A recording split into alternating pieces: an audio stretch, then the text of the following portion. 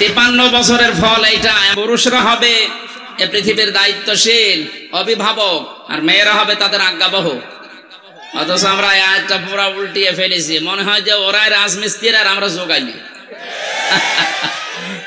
আর নাই, দেখেন বাস্তবে বড় বড় জায়গাগুলোতে সব ওরা, আর আমরা শুধু ইট আর বালি টেনে দিই। না, এগুলো সফল হতে বাধা। ইফলিহার আগে লান আছে, ইফলিহু ছিল, লান আসার কারণে লাই ইফলিহা, কখনো সফল হতে পারছে না, পারবেও না। এ কথাটা 100% বিশ্বাস করি না আমরা। এই জন্য আমরা চাই আগামীতে বাংলাদেশে অন্তত নবীর হাদিস আমরা যারা মেনে চলতে চাই, সামনে যেন কোনো মহিলা অন্তত চেয়ারে না বসে, সে যেই হোক। পুরুষ মানুষ আসেন, কথা বলেন না কেন? পুরুষ মানুষ আসেন, আমরা মেনে নিচ্ছি। 96% মুসলমান এই দেশে আমরা বাস করি। কত? এই দেশে আমরা হাফ হাতা চাই, ফুল হাতা চাই না। আপনি কি আন্দাজে হা করে ওঠেন না কিছু বোঝেন? আমি জেলখানায় থাকাকালীন প্রথম যে জেলার পেয়েছিলাম ওইটা ফুল হাতা, হাফ হাতা না। ওর পুরা জেলখানায় নাম ছিল দেবদুলাল নাম, কিন্তু মানুষ বলতো ফুল হাতা। ফুল হাতা কি গো? পরে দেখছি ও মুসলমানই দেওয়া নেই। আমরা যেহেতু মুসলমান এই দেশে বেশি বাস করি, আমাদের যারা দায়িত্বে আসবে ওরা হাফ হাতা হবে নাকি? হ্যাঁ, কোন ফুল হাতা দেখতে চান? ওদের আমরা দেখেছি জেলখানায় একজন থাকার কারণে মুসলমান আমরা 100 জনের 98 জন, আর পুরা জেলখানা মিলে হয়তো 100 জনের 2 জন হিন্দু পাওয়া যেত। অথচ এদের দাপটে, একজনের দাপটে টিকা যায় না। বহু কষ্ট দিয়েছিল এই লোকটা আমাকে। আলেমদের প্রতি এর রাগ বেশি ছিল, কারণ ওর কাছে তো আর আলেম সালেম নেই, সবই সমান। ও আল্লাহকেই মানে না, তো হামজাকে কি করে মানবে? আমরা যে কথাটা এখন সারা বিশ্বে ওনারা ছড়িয়ে বেড়াচ্ছে, আমরা নির্বাচিত ছিলাম, আমাদেরকে উৎখাত করা হয়েছে, এটা মিথ্যা কথা। 15.5 বছরে ওরা নির্বাচিত ছিল, এ কথা যদি কেউ ঘোড়াকে জিজ্ঞাসা করে সেও হাসবে। হ্যাঁ, আপনি ঘোড়াকে জিজ্ঞাসা করেন, ও ঘোড়ার হাসি দেখেছেন? হি হি করে হাসে। শয়তানকে জিজ্ঞাসা করলে বলবে এই একটা কথা বললে, নির্বাচনের আগে যারা 154 জন হয়ে যায়, দিনের ভোট যারা রাতে করে ফেলে, এরা নির্বাচিত, আমরা এ কথা বলে কি করি? তাও যদি কোনো অমুসলিম কথা বলতো আমরা মেনে নিতাম। একটা মুসলমান, একটা হাজী সাহেব সেই কথা দুনিয়ার মানুষকে শোনাচ্ছে, এটা বদনাম হয়ে যাবে না? কারণ দুনিয়া তো জানে যে কি অবস্থা ছিল। আমি জেলখানায় থাকতে এক ওসি আমার সাথে ছিল, উনি আমারে বলছে, হুজুর আপনি যে তাওবার কথা বলেন মানুষকে, দেখেন তো আমার তাওবাটা কি কায়দায় হচ্ছে। কি করেছেন আপনি? এই যে নির্বাচন গেল, আমি আমার যা লোকজন আছে, এসআই কনস্টেবল, এদেরকে নিয়ে রাত 12টার পর থেকে ভোট কাটা আরম্ভ করলাম আল্লাহর নামে। হ্যাঁ, এইভাবে বলছে, আল্লাহর নামে ভোট কাটা আরম্ভ করলাম, ফজর পর্যন্ত আমি কাজ সারলাম, বাক্সগুলো ভর্তি করে পাঠিয়ে দিলাম জায়গা মতো। এবার গোসল করলাম, ওযু করার পরে 2 রাকাত নামাজ পড়লাম, এরপরে পড়লাম আস্তাগফিরুল্লাহ। হুজুর আমার এই তওবা হয়েছে। আপনি কি বলেন, এর তওবা হয়েছে? এর তওবা হয়েছে?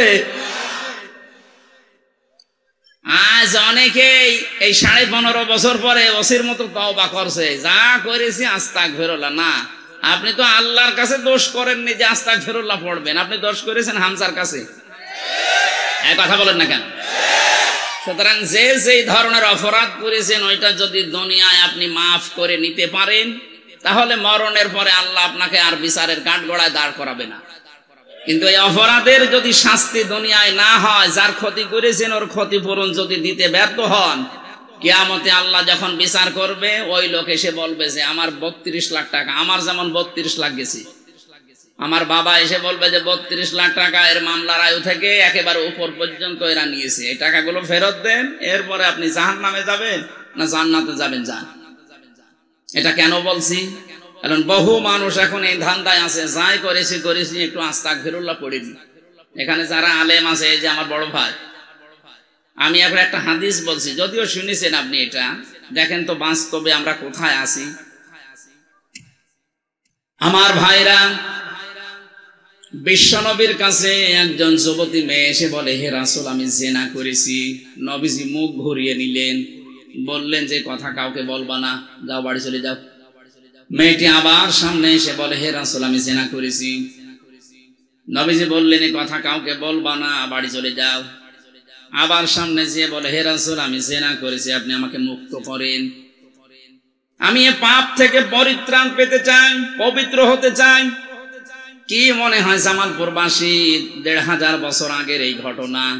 নবীজি কি তাকে বলতে পারতেন না যে যা হয়েছে হয়েছে, আস্তাগফিরুল্লাহ পড়ি না? এই কথা বলছেন না কেন?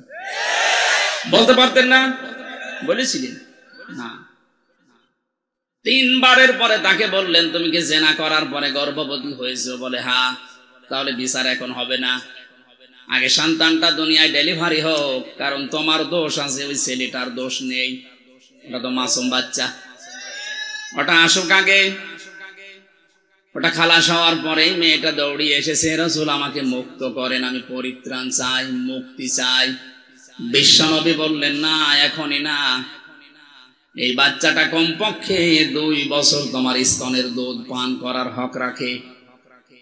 যদিও কোনো মা যদি দুনিয়ায় সন্তানকে দুধ পান না করায়, মায়ের গুনাহ হবে না, কারণ এ দায়িত্ব বাবার।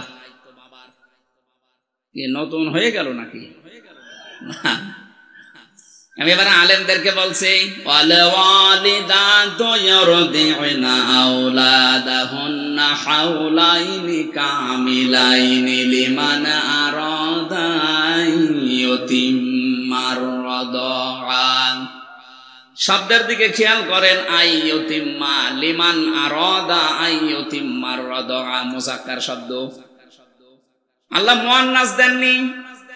2 বছর দুধ খাওয়ানো লাগবে সন্তানদেরকে, আদেশ আল্লাহ দিয়েছেন, কিন্তু আদেশ দেওয়ার সময় মুযাক্কার পুরুষের শব্দ দিলেন। এ দায়িত্ব বাবার। যেহেতু বাবার জিনিসপত্র নেই, আছে, যেটা আছে যাদের, আল্লাহ ওনাদেরকে ঘাড়ে দিয়েছেন। কিন্তু মা যদি বলে না, আমি দুধ খাওয়াতে পারবো না, এই দায়িত্ব তো আমার না। এক একটা সন্তানকে দুধ পান করাতে হলে 5 লাখ করে টাকা দেওয়া লাগবে। ও সুলাইমানকে তাই দেওয়া লাগবে। যদিও মাইকে বলা এটা মনে হয় ঠিক হইল না, কারণ আমি নিজেও ধরা খেয়েছিলাম। আমার এই যে 1 মাস 5 দিন আগে একটা হয়েছে। এখন যদি ম্যাডাম এটা লাইভ দেখে, বলবে ঠিক আছে হুজুর বাড়ি আসুক, হয় 5 লাখ দেবেন, না আপনার মেয়ে আপনি নিয়ে যান। আমি তখন বিপদে পড়বো না? না, সম্মানিত মারা, বোনেরা, ভাবিরা যারা এসেছেন, দায়িত্ব আপনার না। আপনি না পান করালে গোনা হবে না, এটা দায়িত্ব বাবা। ওনার কাছ থেকে খরচ পাতি যদি নিতে মনে চায় নেন, তারপরও আপনি দায়িত্ব পালন করেন। 1 ফোঁটা দুধের কারণে একটা নফল হজের সওয়াব পাবে। প্রথমে যখন মেয়ে লোকটা সন্তানের কণ্ঠদেশে 1 ফোঁটা দুধ দেয়, নবীজি বলেন, এটা মরা মানুষ জিন্দা করে দিলে যে সওয়াব হয়, ওই সওয়াব পায়। আমার উদ্দেশ্য এটা না। মেয়েটিকে বলেছিলেন যে 2 বছর দুধ খাওয়া, এটা তার অধিকার আছে তোমার স্তনের উপরে। যদিও অনেক মেয়েরা এখন নিজের স্তন, নিজের বডি ফিগার, শরীর নষ্ট হয়ে যাবে, এই জন্য দুধ দিতে চাচ্ছে না। স্বামীকে বলছে ডানো আনো, কি নিয়ে আসতে বলে? ডানো। এই যে কয়েকদিন আগে যেটা গেল, এটার নাম ডানা, আর ওরা নিয়ে আসতে বলে কি? ডানো। সম্মানিত মা বোনেরা, আমি সতর্ক করার জন্য বলছি, আজ বিশ্বের বহু দেশে নিজের যা ফিগার নষ্ট হয়ে যাবে, এই জন্য সন্তানকে যারা দুধ দিতে চায় না, তাদের স্তন ক্যান্সার হওয়ার সম্ভাবনা বেশি।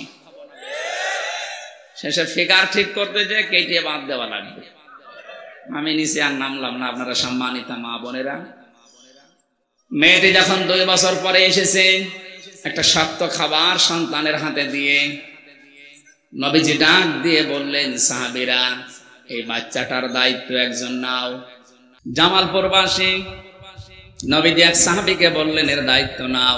মেয়েটাকে মাটির ভেতরে গেড়ে দিয়ে চারিদিক থেকে বৃষ্টির মতো পাথর মারা আরম্ভ করলেন। কারণ এই দুনিয়াতে জেনার শাস্তি যেটা, বিয়ের আগে যদি কেউ জেনা করে তাহলে তার 80 বেত্রাঘাত করা লাগবে, আর বিয়ের পরে যদি কেউ জেনা করে তার এভাবে পাথর মারা লাগবে। এখানে আমার 3টা বিষয় পেয়েছি কোরআনে কারিমে সূরা ফুরকানের 68 নম্বর আয়াতে আছে। আল্লাহ রাব্বুল আলামিন বলেন পৃথিবীতে যে অপরাধ করবে তার শাস্তি হবে একটা, কিন্তু কোন মানুষ যদি তিনটা অপরাধের যে কোনো একটা করে তার শাস্তি হবে ডবল। ইউদাআফু লাহুল আযাবু ইয়াওমাল কিয়ামাহ, এই ডবল শাস্তি তাদেরকে দেওয়া হবে। মেয়েটা কিন্তু বুঝেছিল, যার কারণ তার আরবি ভাষা নিজের ভাষা, কোরআনে কারিম তার আয়ত্তে ছিল। এই জন্য জানাচ্ছে, হে রাসূল, দুনিয়ায় যদি জেনার শাস্তির বিচার না হয়, কিয়ামতে আল্লাহ কিন্তু ডবল করে বিচার করবে। আমি যে কথা তুলেছিলাম যে তিনটা অপরাধের শাস্তি দুনিয়াতে আখিরাতে আল্লাহ ডবল করে দেবে কিয়ামতের ময়দানে।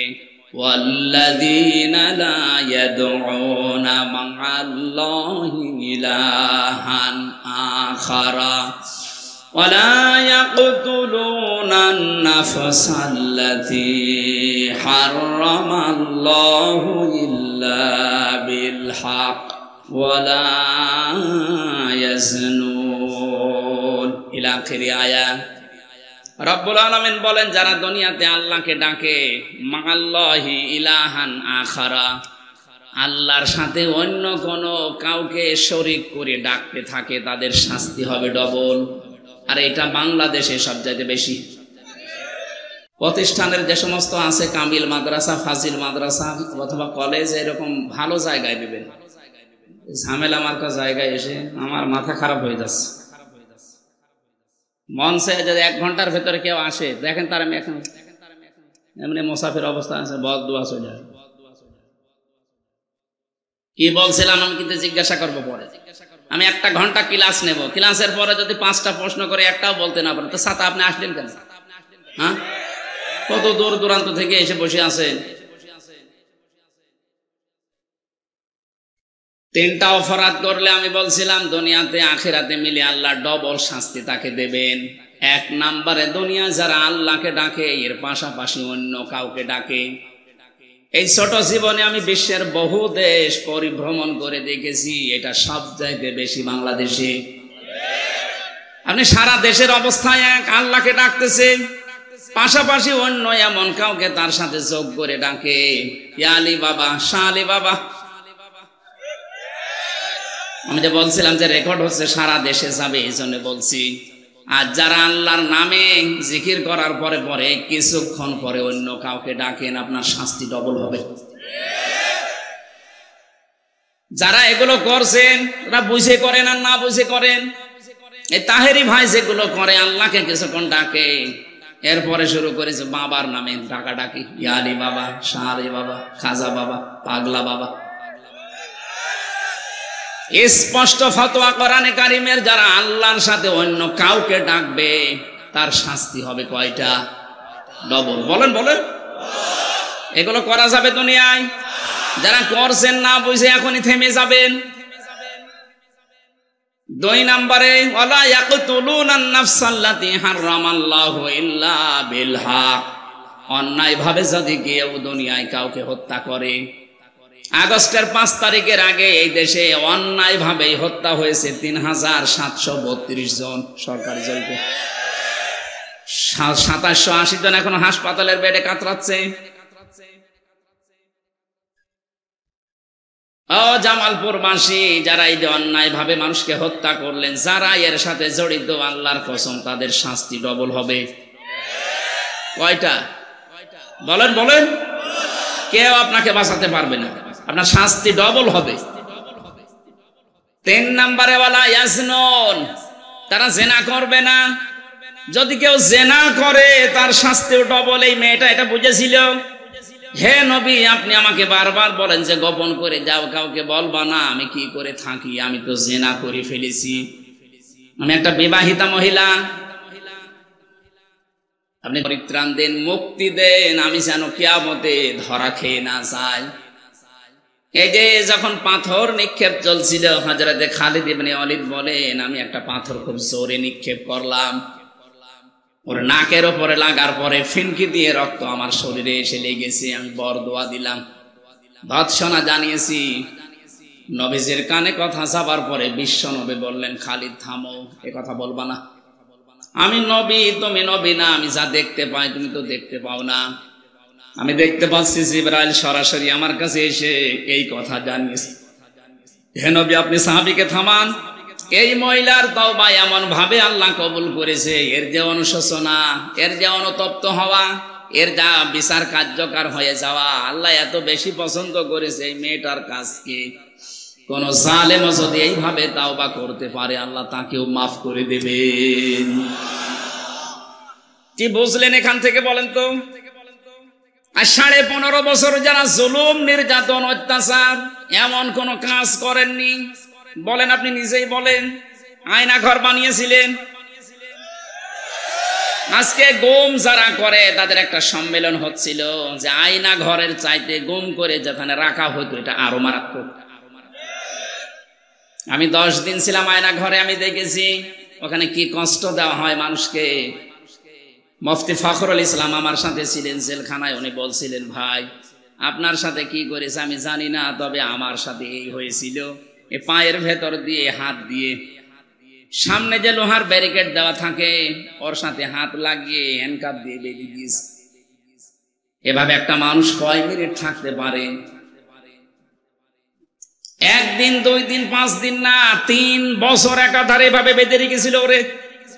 ওর মাজারে হাড়ে পর্যন্ত ব্যথা হয়ে গেছে।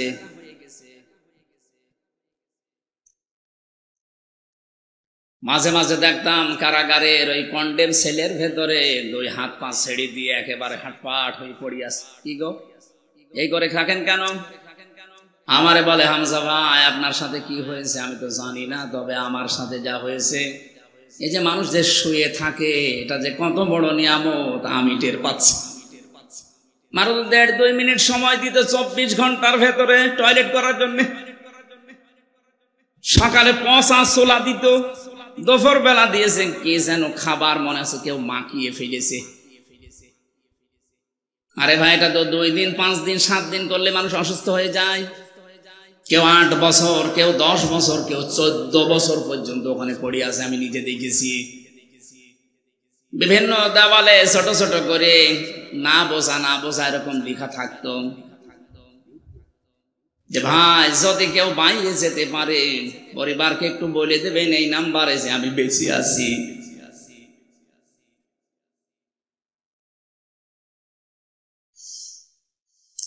অথচ মাথার উপর দিয়ে বা গাড়ি ঘোড়া মানুষজন সব চলাফেরা করছে। কোন জায়গায় যে আসি মাটির নিচে এটা জানি না, কারণ এখন জানারও খবর নেই যে কোন মাস এটা, কোন বছর, কয়টা বাজে, কিচ্ছু জানি না। এভাবে আপনি 5 দিন 7 দিন থাকলে পাগল হয়ে যাবেন। মানুষ ওখানে পড়ে আছে 8 বছর 10 বছর 14 বছর।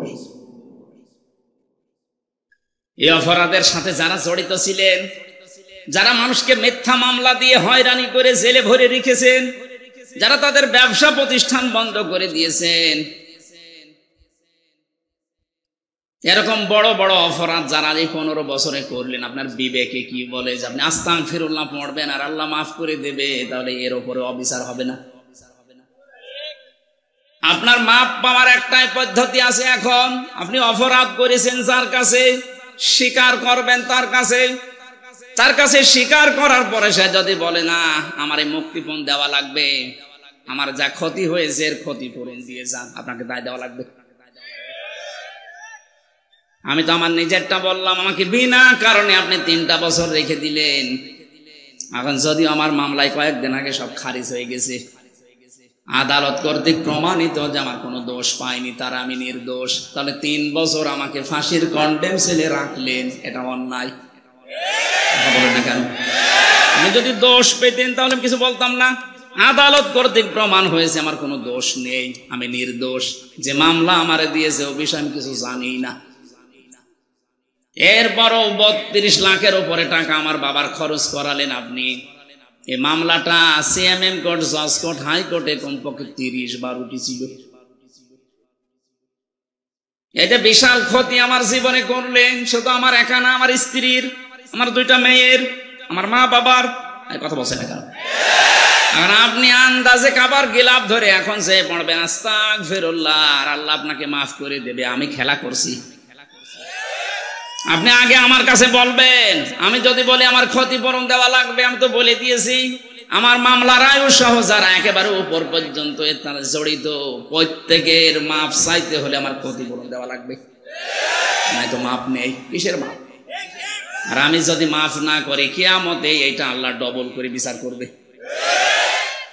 ওই মহিলা ভালোভাবে বুঝেছিল যে এটা আস্তাগফিরুল্লাহ পড়ার কাজ না। দুনিয়ায় আগে শাস্তি যদি আমি নিয়ে যেতে পারি তাহলে কঠিন ময়দানে এই বিষয় আল্লাহর জিজ্ঞাসা করবে না।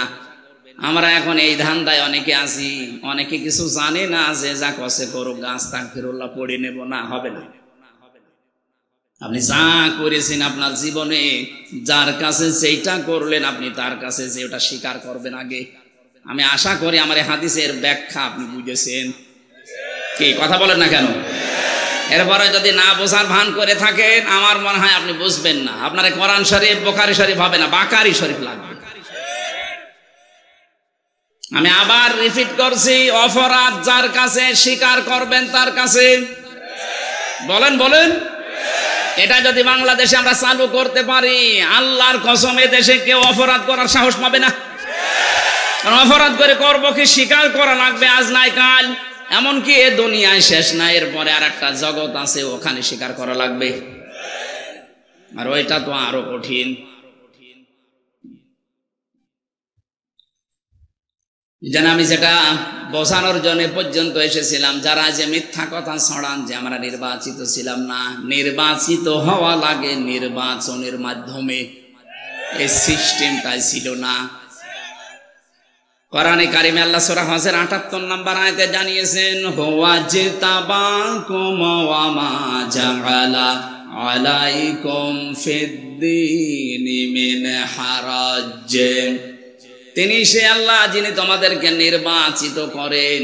জামালপুরবাসী বুকে হাত দিয়ে বলেন তো, নির্বাচিত করা হয় যে পদ্ধতির মাধ্যমে তার নাম কি? নির্বাচন। বলেন বলেন। নির্বাচন না হলে মানুষ নির্বাচিত হয় কি করে? যেহেতু এটা হয়নি তার মানে আপনি নির্বাচিত না। এ কথাটা মিথ্যা কথা। আপনি যতই মোড়লদেরকে বোঝান তারা তো আর পাগল না, অত পাগল না। পাগল কিন্তু অত পাগল না।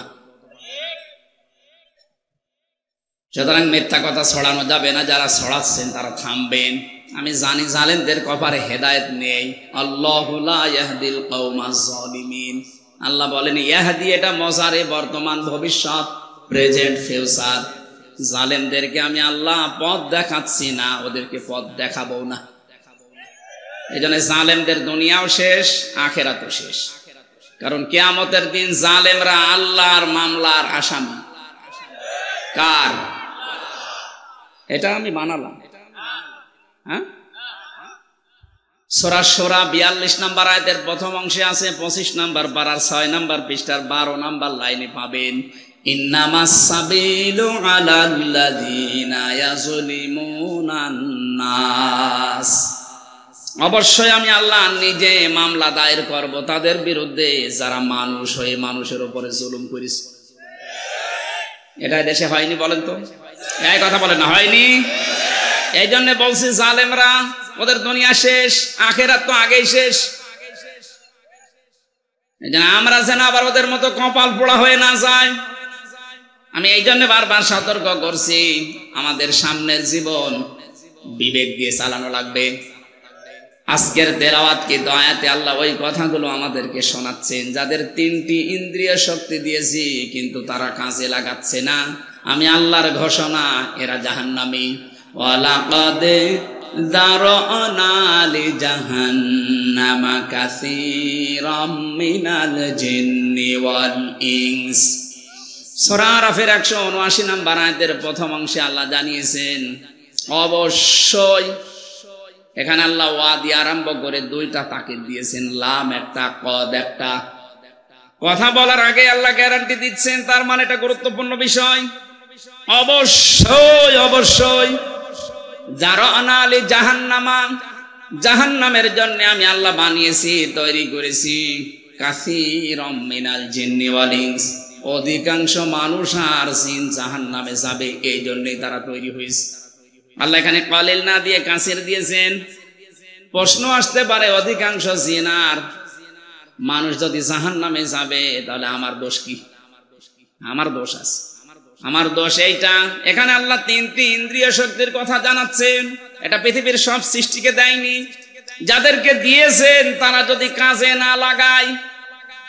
আল্লাহ প্রথম প্রশ্ন দিচ্ছেন, প্রথম তাদের পরিচয় দিয়েছেন উলাইকা কাল আনআম, এরা চতুষ্পদ জানোয়ার, বালহুম আদল, বরং তার চাইতে নিকৃষ্ট। আদল ইসমে তাফজিল, এটা এর চাইতে খারাপ আর হয় না। উলাইকা হুমুল গাফিলুন, এরা গাফেল। এবার দেখেন তো এই তিনটি ইন্দ্রিয় শক্তি আপনার আমার আছে কিনা। লাহুম কুলুবুল লা ইয়াফকাহুনা বিহা, আল্লাহ পাক বলেন 1 নম্বরে তাদের ইন্দ্রিয় শক্তি দিয়েছি কলব, হৃদয়। এই যে কমন সেন্স, বিবেক, এটা যাদেরকে দিয়েছি, এটা থাকার পরে যারা কাজে লাগায় না, ওইগুলো আমি আল্লাহর কাছে মানুষ হিসাবে বিবেচিত না, ওরা জানোয়ার। এটা সারা বিশ্বের ভেতরে বাংলাদেশে এই প্রকার মানুষ আপনি বেশি পাবেন। বিবেক কাজে লাগায় না, এই কথা বলছেন না কেন? আপনি দেখেন তো, বিবেক কাজে লাগায় না এরকম মানুষ দেশে নেই। আপনি একটু বারের জন্য বিবেককে একটু নাড়া দেয় না যে আমি কি ছিলাম আর কি হলাম। আল্লাহ ওই জায়গায় একটু আঘাত দিয়েছেন, হাল আতা আলাল ইনসানি হিনুম মিনাদ দাহরি লাম ইয়াকুন শাইআম মাযকুরা। সূরা দাহরের 1 নাম্বার আয়াতে আল্লাহ বলেন, মানুষ কি একটু চিন্তা করে না যে কি থেকে আল্লাহ ওকে আমি কি বানিয়েছি? অত উল্লেখ করার মতো কিছু ছিল না। ও যে হামজা হয়ে চেয়ারে বসে আছে, এই নাম গন্ধ ছিল? বলেন বলেন, একটা বারের জন্য তো চিন্তা আসে না যে কি দিয়ে বানালাম তোকে আমি? হ্যাঁ, তোর বাবা মার দায়িত্ব ছিল শুধু বিছানায় থাকা, বাকি যা করার কেউ করে না, এটা আমি আল্লাহ করেছি। কোরআনে কারিমে সূরা মুলকের ভেতরে আল্লাহ আমাদেরকে একটু নাড়া দিয়েছেন, আম্মান খালাকাম হাযাল্লাযী হুয়া জুনদুল লাকুম ইয়ানসুরুকুম মিন দুনির রহমান ইনিল কাফিরুনা ইল্লা ফি গুরুর। আল্লাহ পাক বলেন, তার নিজের নামটা এখানে দিয়েছেন রহমান। এ রহমান যদি তোমাদেরকে বঞ্চিত করে দেয়, তোমাদের কোন সৈন্যবাহিনী আছে যে তোমাদেরকে বাঁচাতে পারে, সাহায্য করতে পারে? উনি যে বিভিন্ন সাহায্য তোমাকে করছে।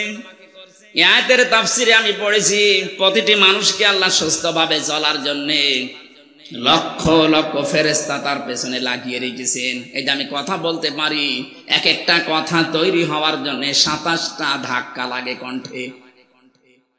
বিজ্ঞান প্রমাণ করেছে মানুষে কথা বলে, আল্লামাহুল বায়ান, মানুষকে আল্লাহ বায়ান শিখিয়েছেন।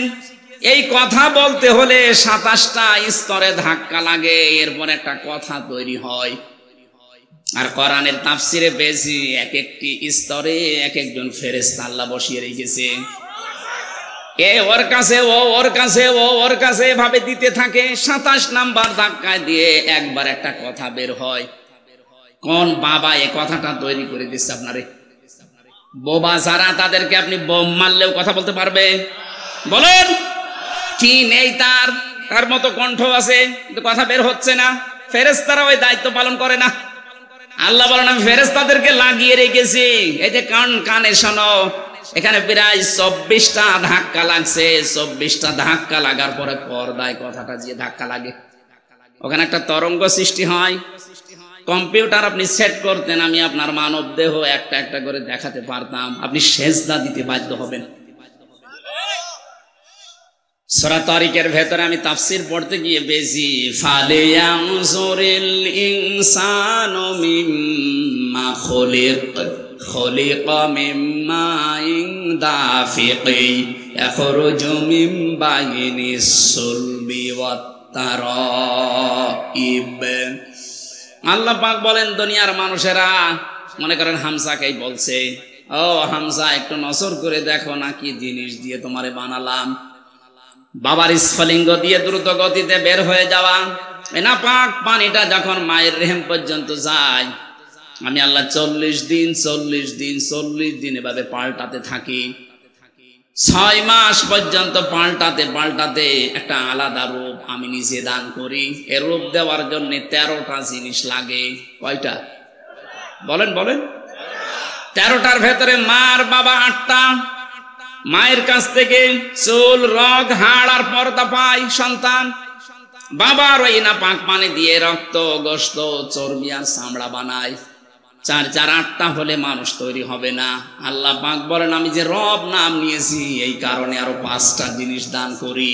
ওয়াজআলা লাকুমুস সামআ ওয়াল আবসারা ওয়াল আফইদা ইলা আখিরি আয়াত।